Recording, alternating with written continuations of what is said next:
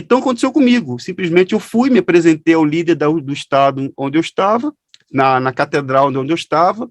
Ele botou a mão na minha orelha assim, falou assim, ó, você se parece muito com teu tio, e será que você é igual a ele? Ele não fez, obviamente, esse gesto aqui, mas ele olhando para os outros bispos, só depois que eu fui entender a forma que ele estava falando, mas eu não, eu estava entusiasmado, eu estava alegre, feliz, poxa, agora sim eu vou ser um pastor, que bom. Eu fui morar numa catedral, fui morar junto com outros jovens, num alojamento que dá para quase 30, 40 jovens, em beliches, triliches, e ali eu comecei a minha vida como auxiliar de pastor, que na época não existia o IBURD. O IBURD, que inclusive Edir Macedo fala, que é o Instituto Bíblico Universal, nunca existiu, não é uma escola de pastor. E isso é uma coisa importante, Daniel, se me permite colocar aqui, é um perigo real. O jovem que está ingressando na Universal com pastor, a família não tem noção do que ele está entrando, porque a quantidade de jovens que tem na Universal, que estão sendo formados, ou pelo menos eles estão preparando para que estejam a serviço da liderança, é um perigo muito grave, é uma coisa seríssima.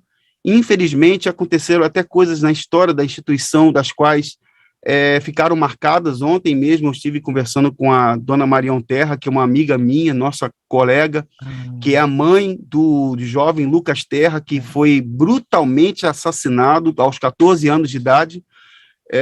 Foi um caso nacionalmente conhecido, tem mais de 22 anos que os acusados estão sendo, pelo menos estão aí prestes agora, recentemente, que a justiça liberou o júri popular deles, acusados, mas por quê? Jovem na instituição, o jovem está ali, entusiasmado, está ali, e caiu numa armadilha, e o jovem que está entrando para ser pastor, infelizmente, ele acredita que vai ser um ganhador de almas, vai ser um homem que vai levar as pessoas ao céu, mas, na verdade, não. Ele passa a ser um instrumento de uso da instituição. Ele não tem vida própria mais, e tem a questão que nós vamos entrar mais à frente, sobre a questão da política de separação familiar, que as famílias, Daniel, eu falo com pessoas do mundo todo. Recentemente, eu tenho um amigo meu, uma senhora que me mandou uma mensagem da Austrália, e eu pedi para um colega meu que mora em Brasília para me ajudar na tradução do inglês mais fluente, e ela desesperada falando comigo que o filho dela abandonou a faculdade de medicina na Austrália, porque a Universal também está na Austrália, porque queria ser pastor. Ele largou tudo, largou os estudos, largou sua formação. Então, assim, às vezes a mãe e o pai pensam, não, meu filho agora vai ser um pastor e tal, mas, na verdade, ele está entrando num local onde ele vai se tornar uma outra coisa se ele não buscar rapidamente o conhecimento e o despertar, que foi o que aconteceu comigo. Olha só, Davi, isso é muito sério que você está falando, cara, porque a pessoa abrir mão dos estudos, e como aconteceu com você, não quero sugerir se foi bom ou ruim, daqui a pouquinho você vai contar, até porque eu não conheço os detalhes da sua história, tá?